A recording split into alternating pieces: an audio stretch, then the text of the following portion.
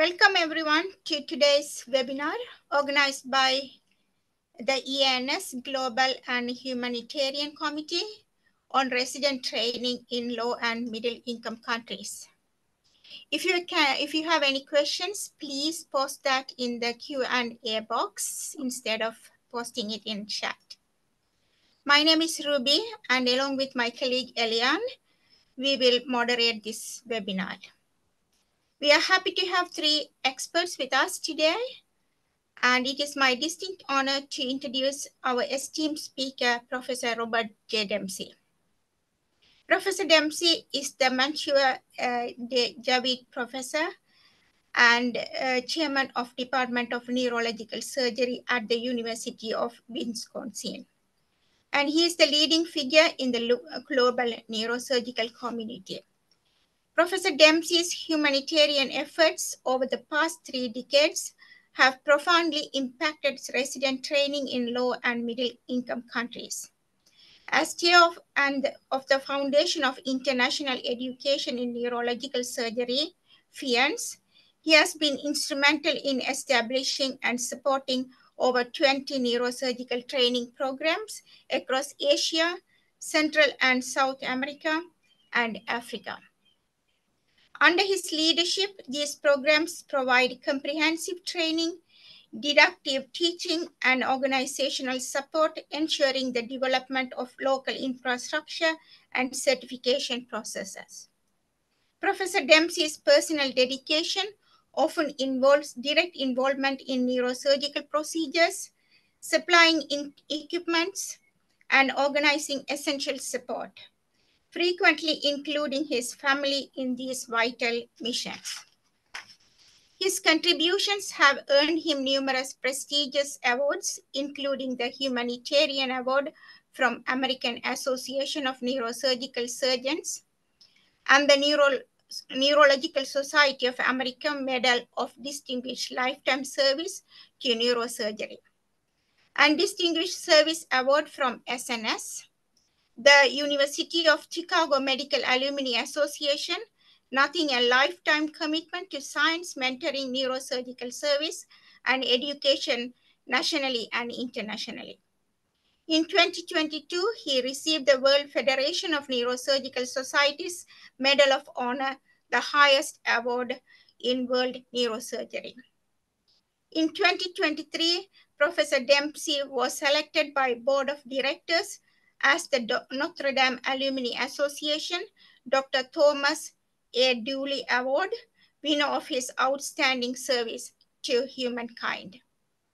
Please join me in welcoming Professor Robert J. Dempsey, a true humanitarian and pioneer in resident training in low and middle income countries. Please. Thank you so very much for that quite kind introduction. I'm going to share my screen.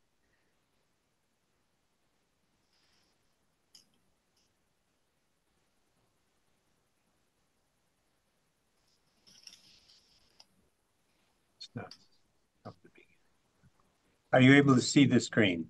Yes. Yes. Thank you. I want to spend some time talking about the establishment of residency training in neurosurgery in low resource settings, which I think is instrumental to our future in neurosurgery. And I want to talk about past failures at training, what we've learned in that principles, and how we have a path forward to continue to improve. We all know that the world has become global, and pandemics, warfare, and economy affect us all. We are all in this together. And since 2015, Lancet Commission showed that 5.5 billion people lack access to essential surgical care. It becomes a humanitarian crisis, which involves our values, our peace, our health, our families, all of us worldwide. To solve that issue is essential because in the absence of neurosurgical care, there's a collapse of the trauma system in a country. There's a collapse of care for congenital defects for children, of benign tumors, of stroke, of trauma, of pain, of cancer. And so neurosurgery's critical role, it makes an obligation for us to provide training and access to the cares we provide worldwide, not just in high resource areas. The possible solutions are three. I have tried all of them, and I've failed miserably on the first two. That is service trips by outside groups, which fly in and attempt to care for a few patients, dozens of patients, in a need which is measured in the billions. The second is train the brightest people from a low-income setting in your own high-income area and expect them to return to an area that does not have infrastructure or resources. And the third, develop self-sustaining training programs to train the residents in neurosurgery in and for the low and middle income countries of the world. And these solutions I've personally tried. I tried to provide service for 11 million people in Guatemala during their civil war. I found the disruption, the lack of education or safe education made it impossible. I've tried to train people, the brightest from a country, bring them to my institution, and expect them to return when they don't have infrastructure support, nursing care, ICU care in their own country. That was another failure. But the institution that I'm happy to chair, Foundation for International Education Neurological Surgery, is dedicated to service through education. That is training residents in the area of need, which insists that we must build up an infrastructure, support of the local government and people, and a self-sustaining program, which would include equipment. And to do that, we must first be invited. And second, we must spend a lot of time listening to learn what are the needs, what are particular. We don't know the individual solutions as well as those physicians do in those countries. And then we teach and involve the local doctors until they can take ownership of the program. To do that, we must embrace the fact that as doctors, the very definition of doctor means we are teachers. We teach a patient to understand their disease, illness, or condition so they participate in their care. We teach medical students, we teach fellow physicians, we teach families, and we teach each other.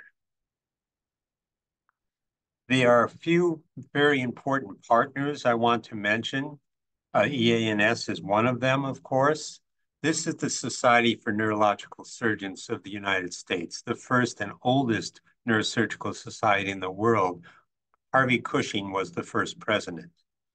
I was happy to serve as their president in the past. At that time, we became directive regarding curriculums and training in the United States. This is also the group that founded the concept of neurosurgical boot camps. And a lot of these ideas have been, with their permission, used worldwide to make sure the quality is at the highest level of education. So the principles of this solution of residency training in low resource settings is train the residents in the area of need. Find a champion, a local neurosurgeon we can build around, or train that person to be the local neurosurgeon. Develop the support of government and the middle class. This is essential if you want the infrastructure of healthcare to be part of that society. We need that society to be welcoming. Fund equipment and infrastructure, but learn what is absolutely needed and find ways to partner to bring that infrastructure into place. And then train the trainees. We know we succeed when we see our trainees now in charge of a program in Ecuador or Kenya, now training their trainees. And then place and support the graduates. It's no good if they do not have areas which are distributed throughout their country that they can succeed and develop postgraduate support and education. Each of these steps are worth exploring. The key partners in these have included the World Federation of Neurological Surgeons and the European Association of Neurological Surgeons, which provide the courses, often the equipment, and often the brain power to provide this support, which is so essential for us to succeed. If you look at a program which we are quite proud of, and which is a model of what we wish to do in many other areas, we look at sub-Saharan East Africa. In the year 2000, this was an area of 400 million people without any neurosurgical training taking place. There are a minimal number of neurosurgeons, often trained elsewhere, that had come back to their country and struggled to succeed, but they're working alone. Into that area, we were invited to try to come and help. The first thing we did was listen. And if we wanted to develop a program, we had to be present, come and come and come again and listen. And then find or train the local champions who could be the person absolutely in charge of the training program, the residency director or chairperson. Develop the local support that includes government funding of the residents. A principle I think is very important because it shows that support locally. So much of the curriculum, education, and even equipment we can supply, but that support by the government or the local middle class, I think, is essential. It means you are invited. As we looked at the situation, we started in Kenya, and we realized that there had been a collapse of the medical system on the capital, meaning large areas of the country, Mombasa, Kisumu, Meru, were absent any such care, which meant a collapse of the trauma system, the cancer system. So we began to present to the ministers of health the idea that not only would there be a training program centered in the capital, but that it would feed the satellite large cities, 4 million people here, 1 million people there, with the graduates who would need support of the training programs and ongoing continued education. We began to just work on infrastructure. We learned such things as we did by working there side by side with those local champions. They taught us from the high-income countries how little equipment we actually needed to succeed, and begin to find that little things can make a huge impact. The microscope, the endoscope are invaluable, but we can procure them for the major hospitals if we're careful and work to that. But we need to get the basic instruments to get people going for the trauma cases, for the spine cases, for the shunt cases. And that we could do, we realized. We did not have to have all the bells and whistles. We had to have what was needed for the types of cases in front of us.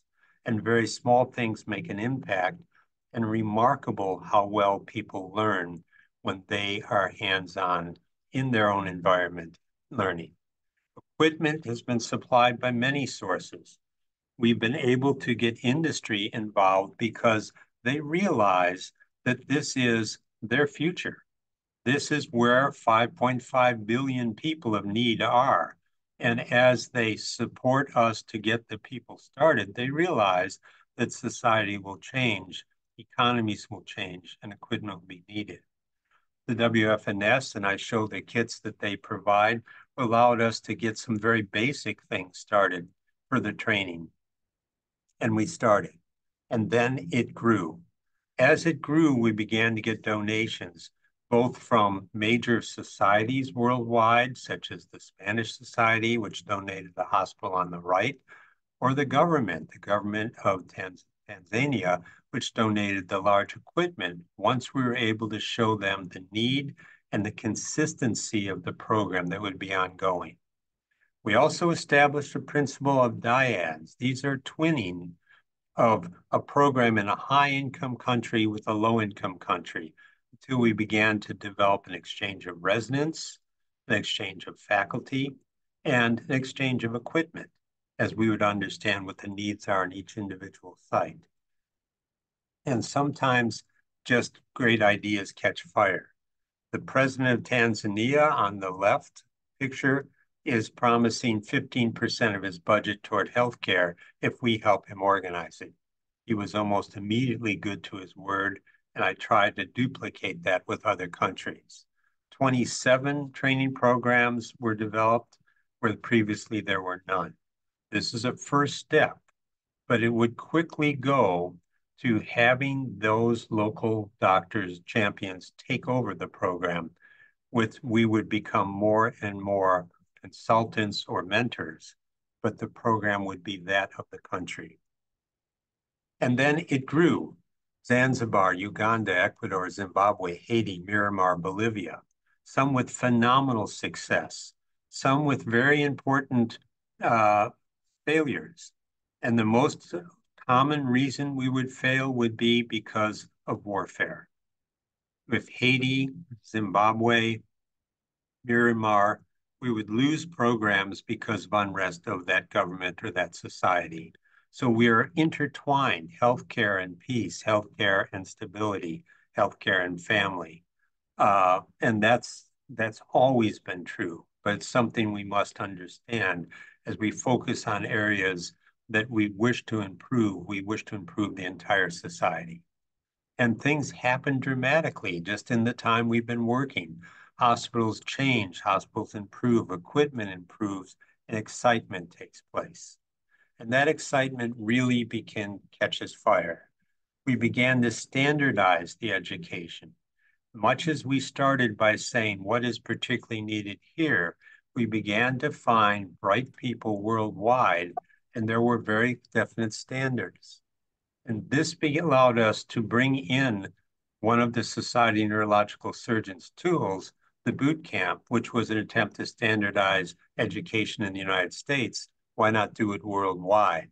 The first boot camp outside of the United States was done in Bolivia, and suddenly South Africa, Myanmar, Chile, Bolivia, China, Kenya, Vietnam, it grew and grew because this was just an idea whose time had come. And the strength and energy was with the young people. As these boot camps took place, this was the first one in Bolivia, we had half of the faculty be the outside doctors who came to show the curriculum, and half be the doctors of those countries. 5 South American countries, physicians taught and began to realize that they could do this education. And we began to form educational institutes around those people till they became their institutes. This was duplicated in every continent. What we must then understand is, as these programs now, after the 6th year, begin to graduate the graduates, we must maintain them. That's a responsibility. Those sites that we had established with the Minister of Health as future sites had to be matured so the graduates could establish care in Mombasa, in Meru, etc., in outlying hospitals of Uganda. And to do that, we needed to have postgraduate education, not just the boot camps, but also fellowships.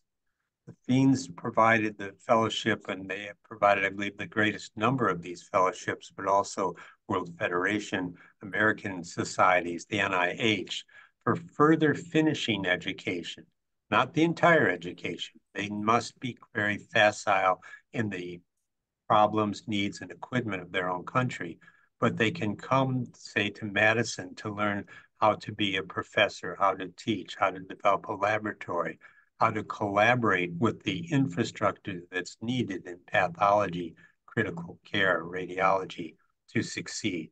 And that means we have to look at the whole program. And so we did. This is an example of a young doctor from Cameroon, trained in Africa, but with finishing training in Madison, who then went on to establish his own program in Cameroon, but also chair the Young African Neurosurgeons program, which is very important for the future of organizations like EANS, because all of the ideas are going to come from the youth. And we try to place them with success. In Mombasa, we graduated a resident from the program in Nairobi and placed him there, but did a meeting in Mombasa inviting the local government, the local church, the local officials, and brought luminaries from Pakistan, from Japan, from Spain, from Algeria, from Czechoslovakia, to come and teach and say, this is something important for your city. This is an important person. We support them and we need you to. And this has become more and more successful because they can have a sustainable practice. And this has been repeated in multiple countries. What's our next step? Our next step is not just developing individual training in the country, but regional training centers for finishing people in their own continents. This is a concept we developed with the American College of Surgeons in Ethiopia, where they now train general surgeons throughout the breadth, and they have visiting professors come regularly. We've duplicated this in South America with a program for Bolivia, Paraguay, which also supports Peru and Uruguay. And this Neurosurgical and Neurologic Institute is dedicated to education, ongoing, and the education can be virtual. As these young people have showed us, even in the areas of need, they have the electronics, they have the Wi-Fi, continue to teach. What we started during the pandemic, we continue now with continuous education bidirectionally from the people in those countries to the residents here and vice versa, and now our exchanging residents. Research is being done. That's essential if we want to improve. It's also essential if we want the training programs to be at the highest level. These are not just people doing burr holes. These are people advancing our field of neurosurgery, because that's youth is where the strength is. And the methods are phenomenal. This is Abdullah in my laboratory, who has developed an entire electronic mechanism to supervise and support microsurgical education worldwide. The equipment that we've built for him to allow to teach online is supplemented by microscopes we have obtained and shipped to areas of training so that we can do real-time online training with multiple participants in multiple countries. I think he's done a dozen countries so far. And what this means is working together, we can develop regional training in every continent of the world. There are principles of this, but the most important are the high-income countries need to listen and be present. The low and middle-income countries bring their strength of youth, energy, intellect, and ability to improve, and we build around them until it's self-sustaining. This, I believe, is the very optimistic picture we have today, and it's done really by everyone's efforts. Thank you very much.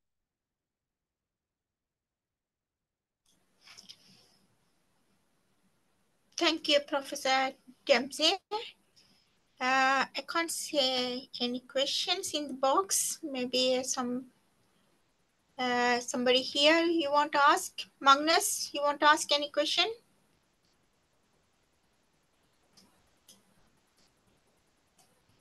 You are Hi. muted. Yeah, I'm sorry. Yeah, I've heard. Thank you, President Dempsey. I'm glad to see you again. Sorry, I was a little bit late because of surgery.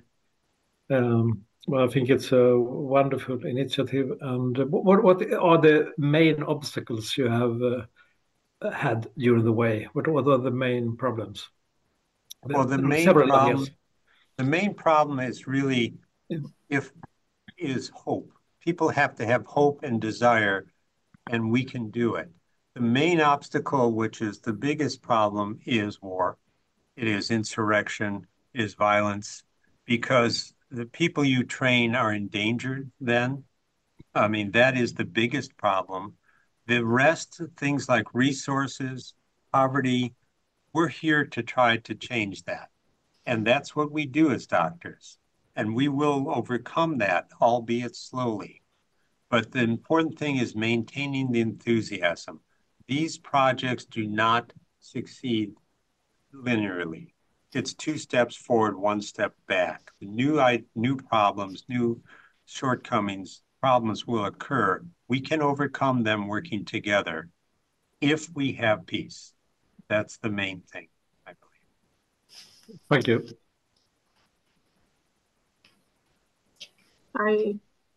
I could ask a question to Professor Dempsey. Yes, Uh, please. First of all, I would like to thank the opportunity and all his work. I remember when I first met him in 2015 in Turkey on an IBNC course, and he was lecturing about neurovascular anatomy. And looks like he was talking road mapping in the neuroanatomy and was so passionate about it, that same passion that we see in this projects that he still carry on. And my question is, since you say you were having your lecture, and it was to me my journey in neurosurgical training, and you just said that it's always 2 steps front and then 1 step back. What is the motivation and the resilience characteristics that you would see that it's most important to keep going and not be stopped or demotivated for those step backs? Thank you. I believe that we all have the capacity to do great things for people. I believe the single most important thing is you have to like people. I mean, and if you are proud of that, that you do like people and want to serve them and want to help them, then you say, what are my strengths? What can I do well? I love to teach.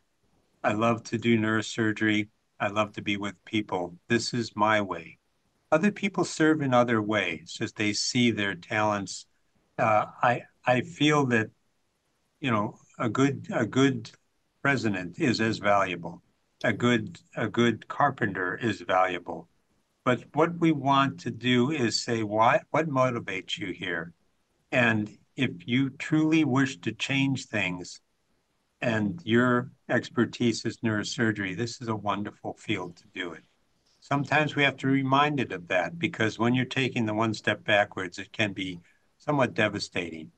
But you have to keep your eye on the prize, which is that you're helping people. You're being able to do what you always dreamed to do with your life. Thank you. Okay, I think with the timing in mind, I think we need to continue to the second speaker, but if there are any questions afterwards, then we can ask them. So the second speaker is Dr. Ana Cristina Vega. She is Cape Verdean, but to pursue her dream of becoming a doctor and a neurosurgeon, she needed to go to Brazil to do medical school. And currently she's a neurosurgeon in the Hospital de Restauração in Recife. And we know each other personally because she is the vice president of an association that we both are founders of, the Association of Neurosurgeons in Portuguese-speaking African countries. She's the VP, and for many years she has been a member of the Young Neurosurgeons Committee of the FNS. And she's going to share the struggles that the Portuguese-speaking African countries face when talking about resident training. Go ahead, Anna. Thank you very much, Ariane, for the kind presentation. And good afternoon, everyone, or good night. In this subject, I will directly speak on Portuguese African country speaking perspective. So what are the PALOP, or then the CPLP community? There are some countries in several continents, but mainly in Africa, who are Portuguese former colons. So we do have the language has a connection strength. So in Africa, we are 6 countries: São Tomé e Príncipe, Angola, Cape Verde, Guinea-Bissau, Mozambique, and Guinea Equatorial was recently added to PALOP community.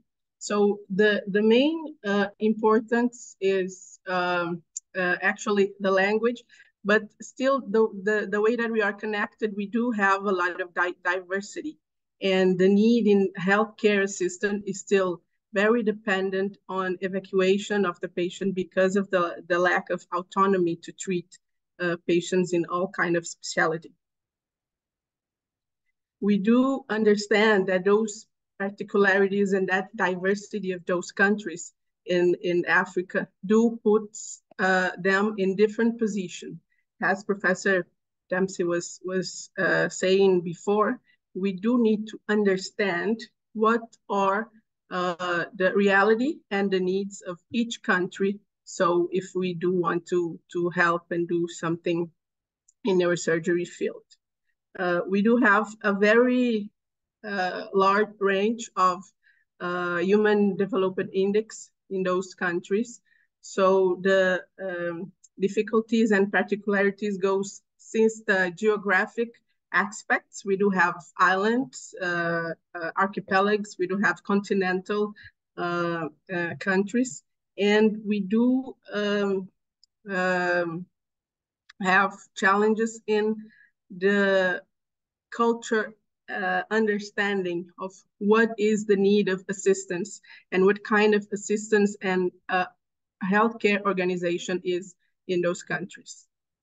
And the main neurosurgical and neurological demand, it's still repressed. We do have, but we don't see it in the charts, in the publication, in the basis on politicians' investments. The main one is traumatic brain injury, who in all of those countries come in a perspective of a silent pandemic and has huge social impact because of the range of the age of the population it impacts. On the last surgical workforce database from WFNS, we do have some gap in the ratio of population and neurosurgeon needed from each country. So we do have this one from 2060, who is available on WFNS site, that we have some different position, and it is a dynamic chart. Because back then, for example, Cape Verde had one neurosurgeon in a population of 500,000 people. Now there are 2 neurosurgeons. Guinea-Bissau has this interesting number of 12 neurosurgeons that in our research we didn't find. Actually, is a country now there has no neurosurgeon, one of our top priorities of action. Guinea Equatorial, who has about 6 neurosurgeons now in that flow chart, has no one. And Mozambique and Angola, who has in neurosurgery speaking the PALOP countries with most developing incidents. And São Tomé e Príncipe, who also has no neurosurgery. We will start to understand how the healthcare is organized in those countries. So it is geographical changes and challenge and in assistance of those population, and its main structure in evacuation process. So patients who do need neurosurgical care, neurological assistance, and more complexity healthcare assistance, they mainly are transferred, evacuated to Portugal in a collaboration cooperation that Portugal has with those countries, or in some ways to the nearest countries who are neighbored, but then the patient and the families has to take care and cover all the process. So we understand that to do any kind of activity program, we do need to listen, to understand those needs, characterize their particularities, and then validate.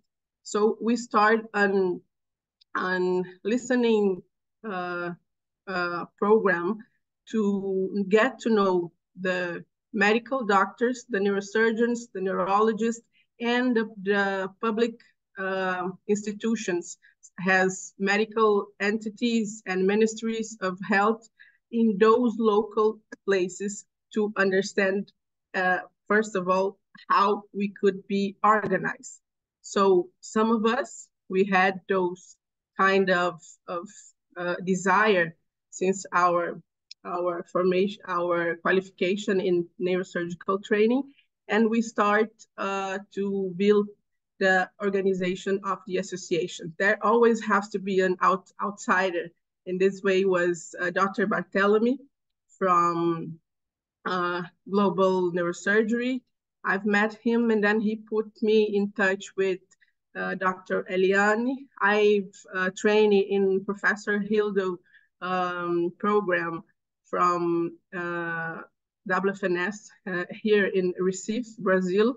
There is the WFNS Training Center for Portuguese-speaking young doctors, specifically. And then we get to meet Professor Borba, who brought to us Dr. Mikhail from Mozambique, and afterwards Dr. Adilson from Angola. So that's why we started to think and see how that desire that we had to go back and to think structured there in our own country, how it could be more effective and how we could do it in a structured and organized way. So we start to put ourselves together, and then we finally were able to create the association.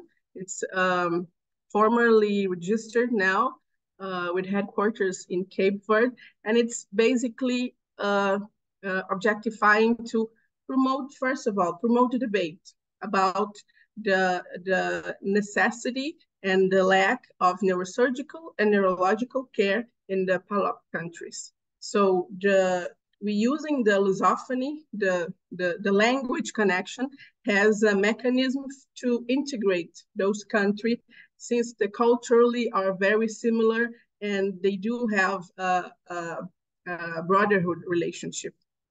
So we do understand that we expect to act as a central element to get integration, to generate proximity between the countries, and to contribute with the promoting cultural diplomacy, evolution of the medical assistance, and relationship to develop neurosurgery in those places.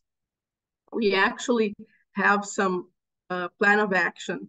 So we understand that we do need, first of all, to know those people, to understand what is the main necessity of and particularity of each local specifically. We do see that not only the support, in fact, in our research, we saw that the support and the equipment donation and the structure, it's one of the easiest parts, since we do find and we do have a lot of entities who want to collaborate and cooperate, even the companies. But we understand that the human resource and the well-capacited human resource with a favorable environment to develop and to duplicate and grow the training that he had, that would be interesting to make it sustainable with policymakers and social actors integrated into our activities. So we are now about 40 active members from the association, between graduated neurosurgeons, residents, and those who are still in graduation or who are living abroad but do have the need and the desire to collaborate.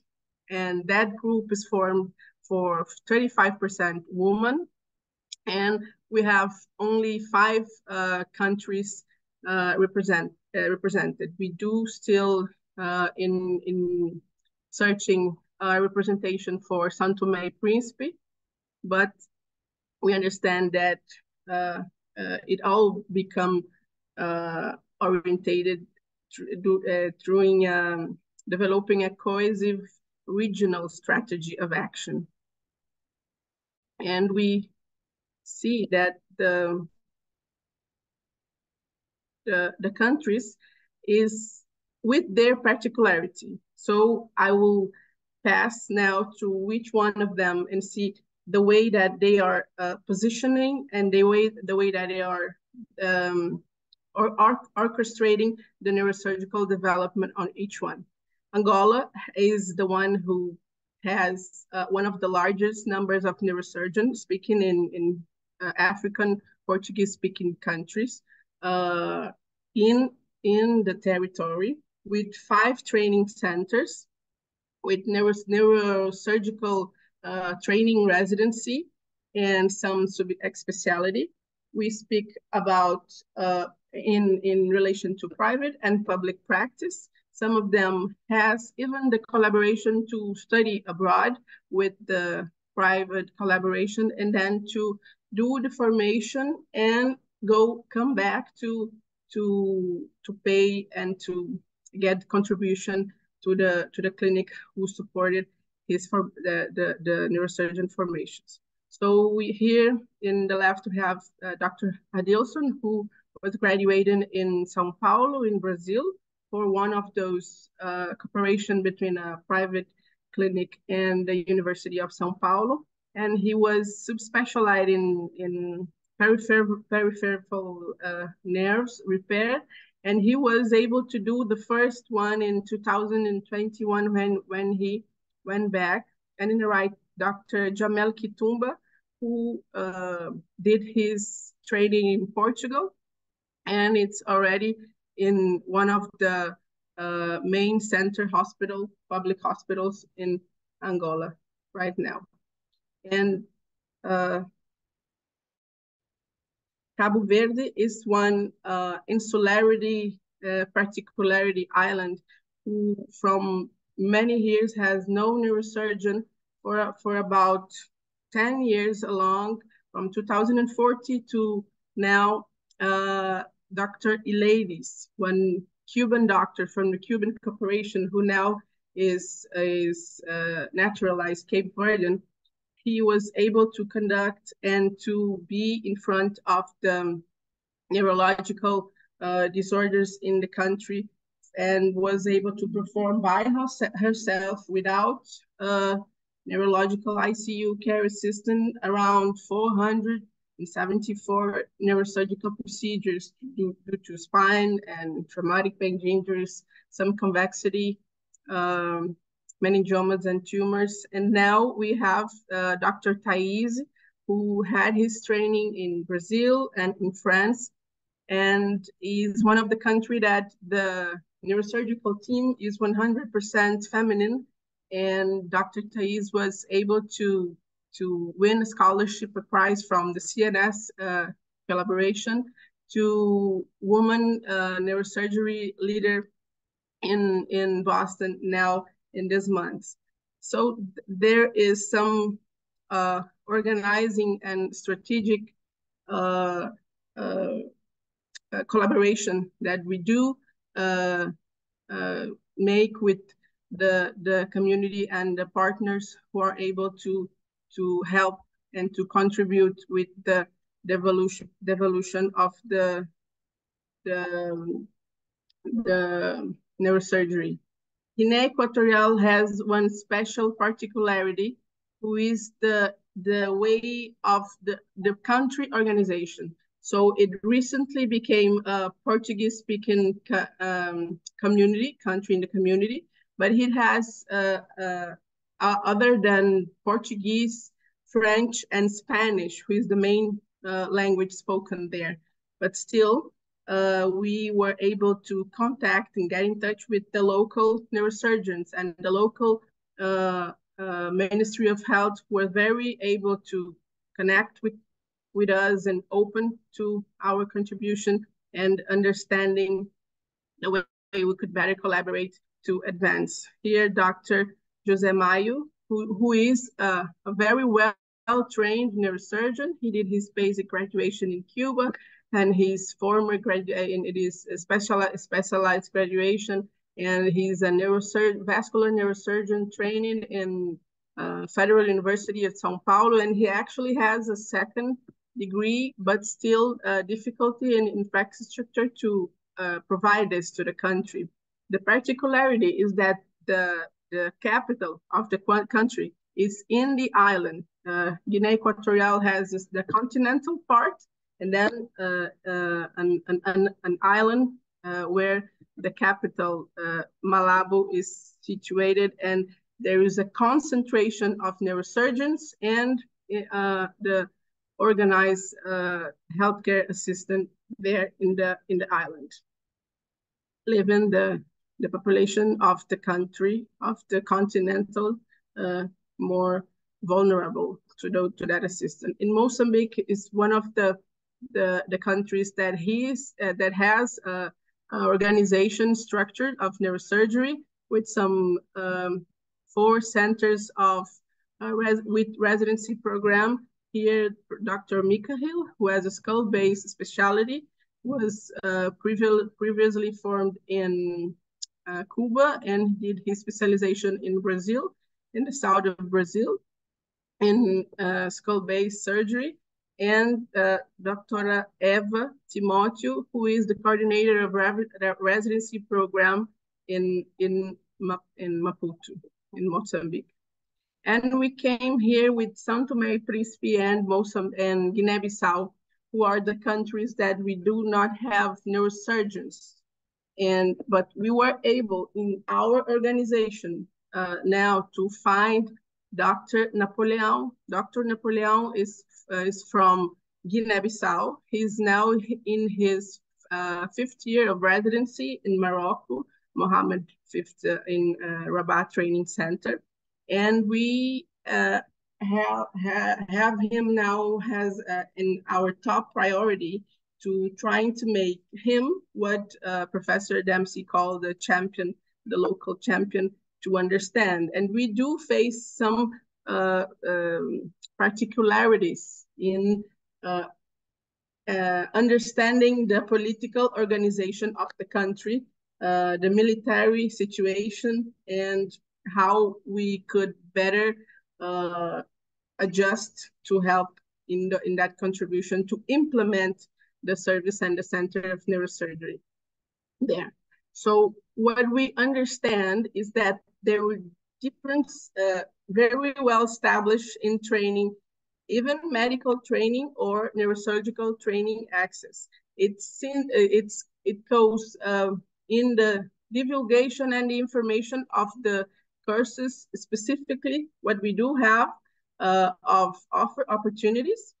Then we do see that the financial support and the need to study abroad, because the lack of those specialized centers to train those young doctors or those young students who want to be a doctor and then become a neurosurgeon is extremely needed in the way that we can inspire and make them want and be continuous in the process of training, preventing the difficulties and the sacrifice that they may confront during the journey. We do have some specific centers. Here is WFNS organization in their foundation to full program training centers.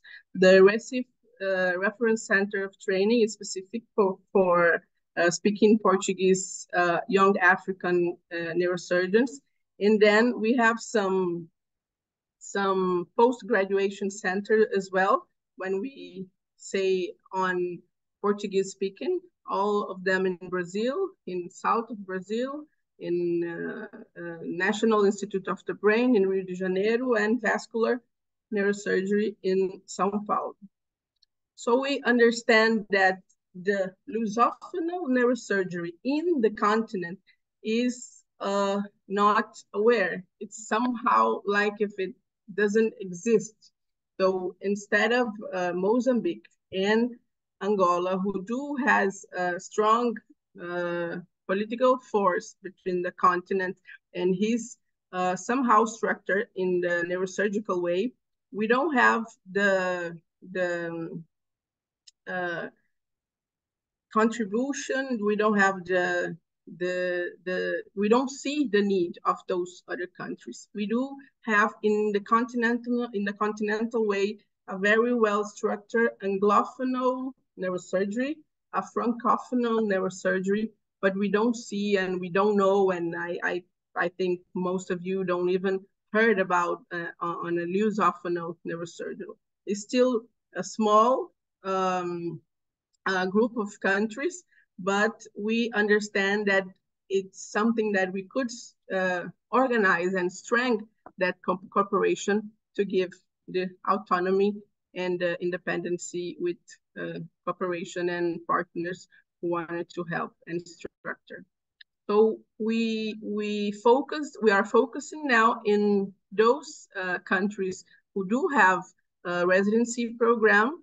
We have 5 in Angola, with one of them with 11 residents, Hospital do Prenda with 5 residents, Américo Boa Vida and Military Center with 3 residents, and Cardeal Dom Alexandre with 1 resident. Sorry to interrupt you, but can you round off? Yes. Okay. Thank you. And also in Maputo with some residence formation. We have some projects and some partners. Here I will show and highlight the Global Champions Program that we are already aligned to some projects and some priorities that we have.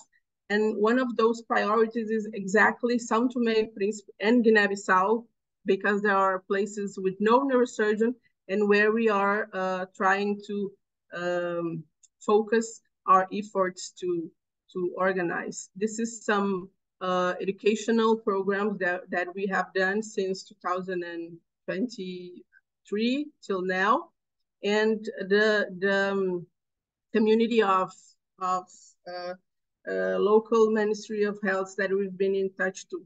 These are the faces and the stories of the young and Palop, and that's what we want to give voice, and then we want to listen and validate the need. This is just an perspective in the last the WFNS Congress that we had all of those professors and was asked to them what would they see, what would they say in a sentence that would be important to young residents. Each one of them saying different things. Professor Gale said about love and the organization of neurosurgery.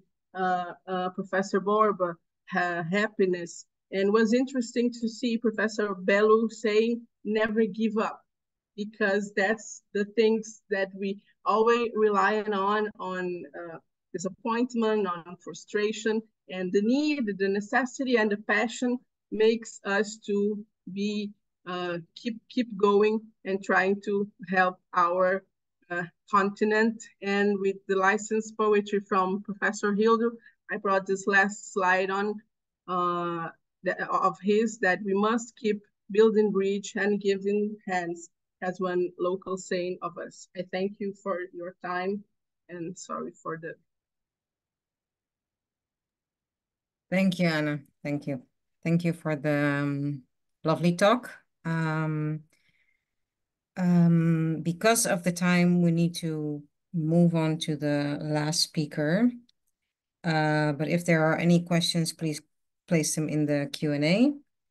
And the last speaker is Dr.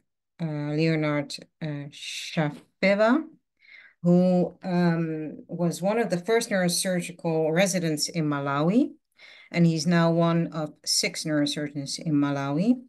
And he has an affiliation with the Queen Elizabeth Central Hospital in Blantyre, and he's a fellow in neurosurgery of Consexa, and also has a master in surgical sciences. He will give us presentation about the development and challenges in residency training in Malawi. Please, Dr. Leonard. Thank you. Thank you, Eliane, for the kind introduction, and good evening, good afternoon, from wherever you are. So I'll give a brief presentation on the development and some of the challenges that we have faced whilst doing residence in Malawi and whilst developing it as well. I have nothing to disclose. I hope you can see my slides. Yeah. Okay, so a little bit of a background about where I'm working. So this is the hospital where I'm working. That's the entrance to the hospital. And this is where Malawi is. We are bordered by Mozambique, Tanzania, and we have Zambia on the eastern side. So we're about 21 million now from the last census, and I'm practicing in Blantyre, but the capital is Lilongwe.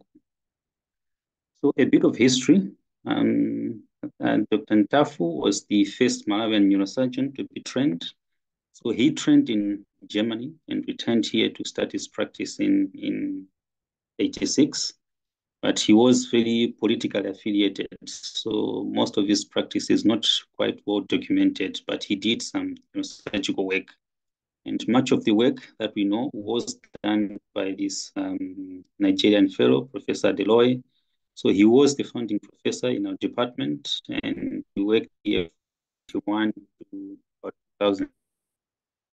Most of the first work, but most of these limits were the equipment.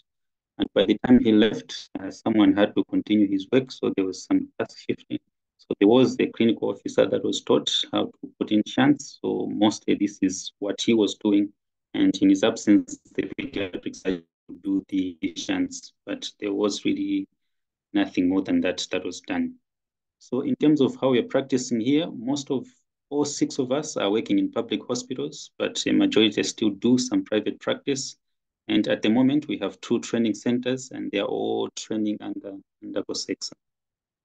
And the challenges, I think, like Prof. Robert initially alluded and started, I think there is still a limit in the number of surgeons. And even within Africa in itself, there are big disparities between the North and the South. And even within the South, there are still differences. And where you have neurosurgeons, for example, in our country, most of us are in Blantyre or we're in Lilongwe. So there's practically no one in the peripheries. And this is against quite a big population. And most of the population, for example, here, it's a very young population.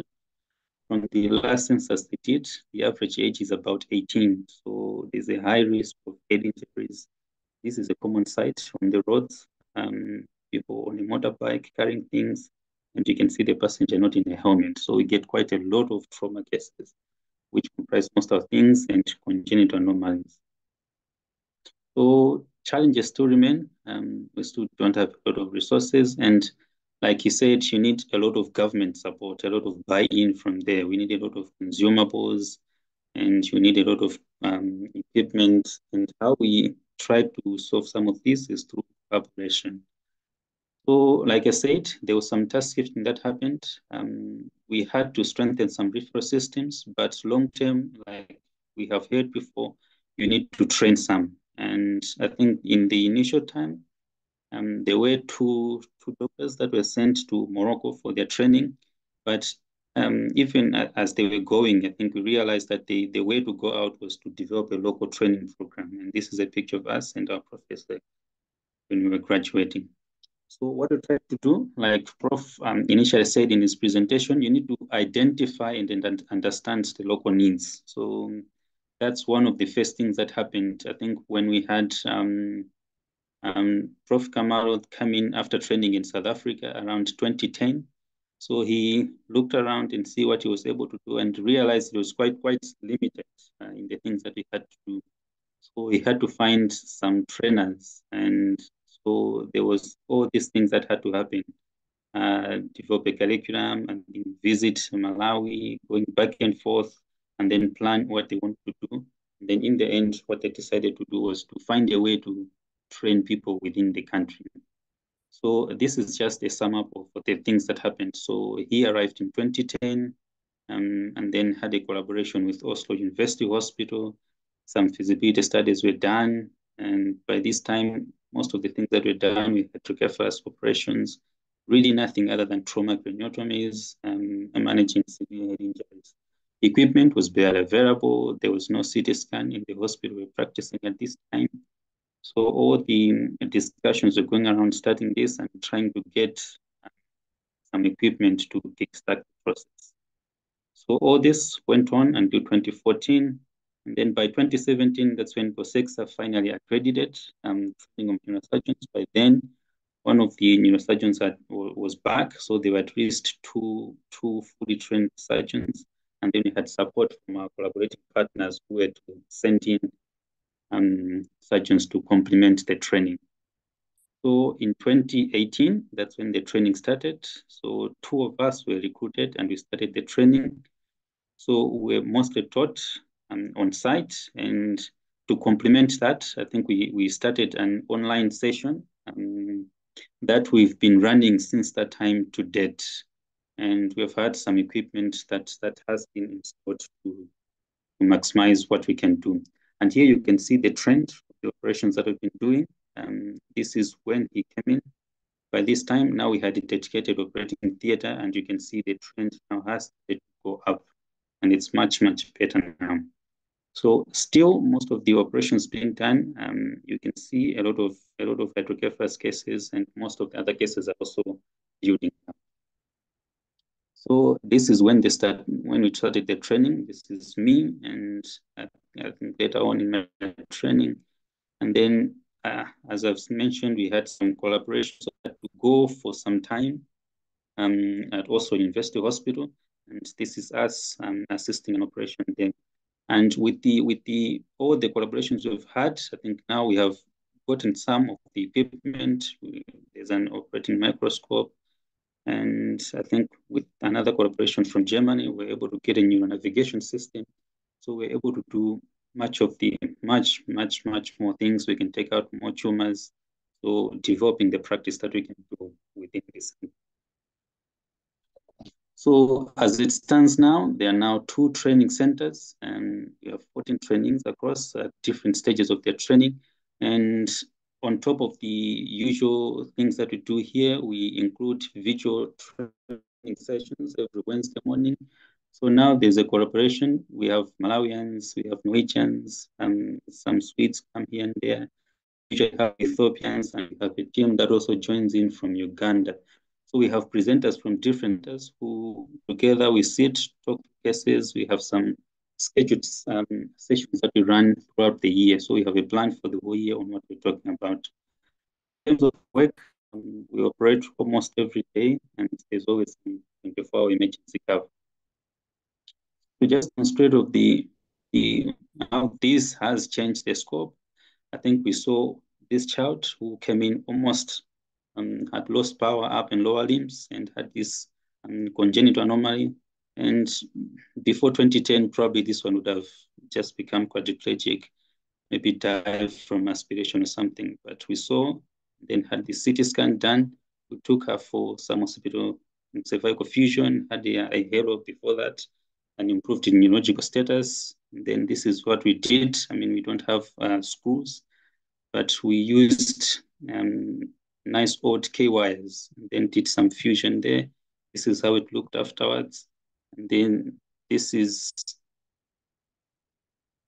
so this is, I think, after some few weeks of rehabilitation. So hospital walking, so it's for the feeding, and you can see the K wires here. I think after some weeks, there was some good fusion. So we took out some of the K wires, and this is how it looked afterwards. And she has walked home. So quite an improvement, I think, from where we started. And now the complexity of the cases that we're able to do has improved over time. That has come with some challenges. You can see there's a limited number of trainers, and the range of expertise is quite limited. But we have benefited from the collaborations we have with other centers where some can come on site and be able to operate with the local surgeons, with the local residents, to be able to increase how much they get from the training. And they still think to be able to run a training program, you need to do some administrative work that competes with the time to be able to teach, be in theater, and be there for the trainees. And we still have quite a low number of trainees. I think throughout most of our training, it was just 2 of us. So we had to exchange calls between the two of us for about 2 or 3 years, which was quite hectic. But with the numbers coming in, that should help with the clinical load. There's still, I think, a problem with equipment and consumables. This is where it becomes important to have the government and the hospital administration understand what you're trying to do. I think after a series of meetings back and forth, the hospital now is able to buy some consumables for us.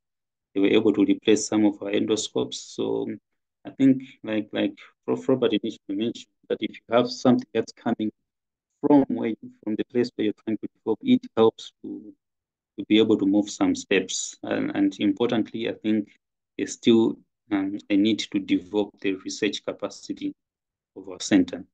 So moving forward, it's important to enhance our collaborations to be able to sustain what we've started.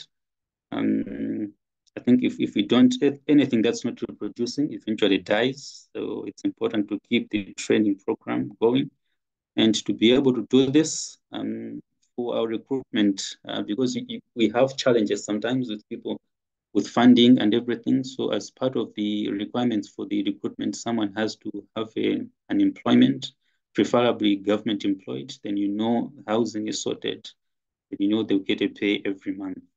So there's still quite a challenge with funding for training to be able to have people that are not worrying about funds, but just concentrate on the training.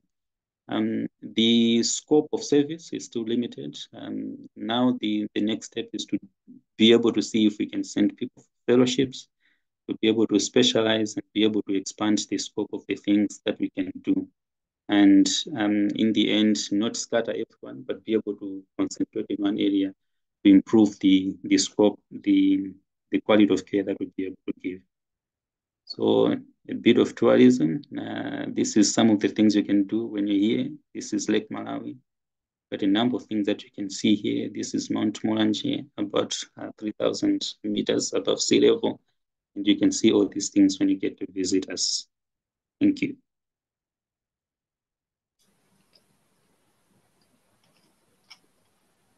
Thank you for that excellent talk. Are there any questions? Maybe from our own group? I've seen one question from Amira from Indonesia, who says that our country consists of many underdeveloped areas in which healthcare services are limited and complicated cases need to be referred to the limited number of tertiary centers in Indonesia. What can we do individually to close in the gap between these disparities and pursuing a higher expertise in neurosurgery? Who would like to answer that question? Obviously, we keep working. I'm very encouraged by what I hear. Each of us have challenges every single day, but we're neurosurgeons. We meet those challenges. And this takes time, but these roadmaps you saw, Leonard's wonderful roadmap about how they went from nothing to something to growth for the future. And they do follow these themes we talked about, and we listen and train. I think that the most important thing is we keep working and we keep encouraging our colleagues in government and in society that this is a priority that we need their support for. These are the ways we solve these problems. And I heard you say, Professor Dempsey, that you were invited to go to these countries. What happens when you're not invited? How do you start? I mean, how do you start things if... Well, the most important point I want to make in that is the motivations for going are many. And if you are going because you want to infuse a political or a belief system on other people, you're not being invited. If you offer your services for healthcare or improvement, you may be invited then. And that I think is your motivation is so very important there. Some cases people do find you out, yes, because you are talking and you are efforts and you let people know. And in this virtual world, that's much easier. You know, I saw questions about they'd like to train virtually and so on. This is the group, the EANS, their global group. They need those teachers. Each of us do. And get online, talk to them.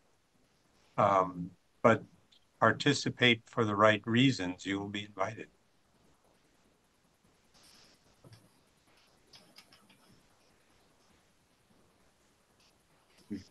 Elian, there is one more question if you want to take on the chat. Am I seeing the question? I'm sorry. I think it was already answered, right? What if someone wants to contribute Yes, yeah. virtually by visiting, by participating? I think that was the answer. Work through groups like the EANS, absolutely. This will have impact. Thank you very much. Thank you. Anyone else? I have another question to all of you. What about sustainability of the healthcare system? Because I know in Africa there are many different ways of financing the things, and in most countries I think it's still out of the pocket for the patient, and the majority of the patient cannot pay it because they don't have the money. What are your thoughts about that for the future, and how can that be changed? Future is that I firmly believe that peace, healthcare, family, and economy are all interrelated tightly. And we do not work in a vacuum. When you see some successes, such as there are now healthcare insurance programs for a minority, but a significant minority of people in central Kenya, which means that that neurosurgeon can support his family and succeed and add equipment and provide the charity care. We have to see our work as part of a bigger change in economy. That's why you must have the middle class. You must bring them on board. And this is a wonderful thing to have them rally around in some of the smaller countries, low-income countries. This is a wonderful thing for them to rally around. But that's going to take a lot of time. You know, that is really the secret to where we get this care. That's why I try always to work in the government or the charity hospital. I want the equipment to be there. I want the interest to be there. I want the locals to take an interest in that. That's done very volitionally. But it'll only succeed if you are part of large numbers of people. And there are the carpenters and the shoe salesmen and the farmers that want this to succeed. Then you'll be welcome. You think there's a role of industry, the medical industry, and their private? Absolutely right. And I spend as equal amount of time telling them how the benefits to them occur when other people are benefited as I do to tell the ministers of health that neurosurgery is a place in their health system. And the two work together often quite positively. I understand their motivation may be different than yours, but we can arrive at benefit for all and still benefit their industry as long as it is building a better health system. And if I can complement, that's one of our difficulties. That's why we try also to make in a comprehensive way that Ministry of Health understood the need and were willing to collaborate, but we lack of database, we lack of information on the population. So we are going backwards to try to build that database and then do some kind of internal education on all the social actors, since the team, the health assistance team, other specialties, even not neurological specialties, and the politicians and the policymakers, because it's something that when we can prove to them that it's important, that it will be successful, and it will impact in economies, it will impact socially, it will impact in productivity of the population and in the country. So we do get him on board and try to go ahead. But we are in this moment, we are doing a step back to build a database for us to understand the neurosurgical patient profile, and then prove that it's possible and it's needed to all of us work together. Yes. You have the enthusiasm of youth, and I have the experience of seeing that it is possible and can be repeated. And this is the most exciting thing about what we do. I refuse to be disappointed in a country or to be devastated. I'd say this is something we can build. But we need this society on board because they provide peace. That's opportunity then for health.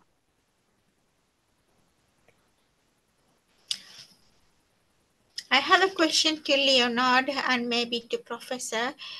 How do you establish neurointensive care unit? Because I have been working in Ethiopia, in Addis Ababa for a long time. And the problem has been they have been doing a lot of good surgeries, and the post-operative care is not that good. So the complication rate and the mortality is high still, even though the surgery was good.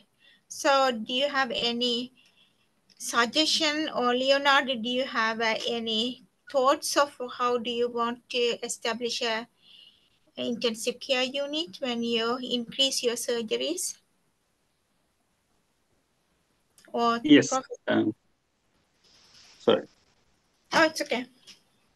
Go on, please. Yeah, I think for some time we've been experiencing a similar issue, like you did in Ethiopia, where you do surgeries, but the care that they get after is a bit suboptimal. So I think what we've done now, I think together with when we're applying for some funds to train neurosurgeons, there were applications that were made as well to train anesthetists with some special interest in neurosurgery. So I think there's two now that are in training that should be finishing in the next 2, if not 3 years. And before that, I think most of our anesthesia here, there are not many doctors that have trained in anesthesia. So it's provided by cadre that's in a way task shifting. So there's been someone who has been dedicated to our theater for some time. So she's the one mainly doing that. So if you're working in a center, if you can identify some people with interest that can learn most of the things, because there are always people that are coming to mentor. And if there's someone that's dedicated that can be mentored and helped, and together as part of the collaboration, I think when we're sending doctors for training, I think part of the collaboration was also sending nurses from intensive care, from theater, and from the high dependency unit, so that they also get some training of how to take care of these patients when they come in, so that they understand that when I've done this, when I say, monitor them every 15 minutes, then they understand why. So with the ones that have gone for the training, I think you can actually see a change when they come back. So I think now they can understand why we are doing what we're doing. But like problems also where the turnover is quite high. So you have people that you have sent, they're trained, they come back, maybe within a year or 2 years, they're gone. And you have to start the process all over again. But I think, like Prof said, you can't be disappointed. You have to keep going. Keep going, yeah. Identify someone, train them, and slowly we'll make progress and move forward. Yeah, I think that's the same. Do you have any suggestions, Professor? Well, I believe this was very, very well put in that we are not working alone. we have to build a team, and that team includes radiology, critical care, pathology. I mean, this I learned when I taught people to do surgeries, but they had no follow-up care because they didn't know what the tumor was that was taken out. But that is rather straightforward, and that a lot of this training now can be done virtually. You identify locally the people of interest, and you get them trained, and we can build around them. Yes. Yeah, and don't forget the bioengineers, right? Absolutely. Stuff Absolutely. breaks all the time, and without it, I've been funding them and training them here for that reason. yeah. It's excellent. Thank you. Thank you. Thank you. So if there are no questions, then I think we will round it up. Thank you for the excellent talks. And if anyone is interested in participating or connecting with us, please do. And I hope to see you all in the next webinar. Very good. We'll see you in Sofia. Yes. Yes. Thank you very much. Thank you. Thank you. Thank you. My Bye-bye. pleasure. Thank you.